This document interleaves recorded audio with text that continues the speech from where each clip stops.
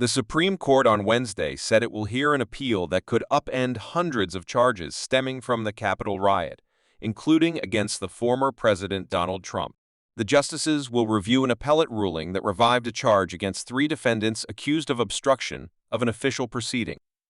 The charge refers to the disruption of Congress's certification of Joe Biden's 2020 presidential election victory over Trump. That is among 4 counts brought against Trump in the special counsel Jack Smith's case that accuses the 2024 Republican presidential primary frontrunner of conspiring to overturn the results of his election loss. Trump is also charged with conspiracy to obstruct an official proceeding. The court's decision to weigh in on the obstruction charge could threaten the start of Trump's trial, currently scheduled for 4 March. The justices separately are considering whether to rule quickly on Trump's claim that he cannot be prosecuted for actions taken within his role as president. A federal judge has already rejected that argument. The Supreme Court will hear arguments in March or April, with a decision expected by early summer. The obstruction charge, which carries up to 20 years behind bars, has been brought against more than 300 defendants and is among the most widely used felony charges brought in the huge federal prosecution following the deadly insurrection on 6 January 2021 when a mob of Trump supporters stormed the Capitol in an attempt to keep Biden, a Democrat, from taking the White House.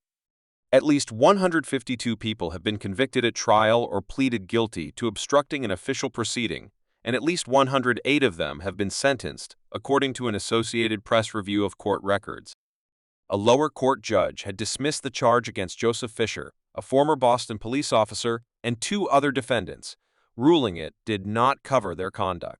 The justices agreed to hear the appeal filed by lawyers for Fisher, who is facing a 7-count indictment for his actions on January 6, including the obstruction charge. The other defendants are Edward Jacob Lang, of New York's Hudson Valley, and Garrett Miller, who has since pleaded guilty to other charges and was sentenced to 38 months in prison. Miller, who is from the Dallas area, could still face prosecution on the obstruction charge. Judge Carl Nichols of the U.S. District Court found that prosecutors stretched the law beyond its scope to inappropriately apply it in these cases. Nichols ruled that a defendant must have taken some action with respect to a document, record, or other object to obstruct an official proceeding under the law. The Justice Department challenged that ruling, and the appeals court in Washington, D.C. agreed with prosecutors in April that Nichols' interpretation of the law was too limited.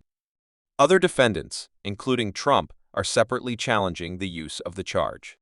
More than 1,200 people have been charged with federal crimes stemming from the riot, and more than 700 defendants have pleaded guilty.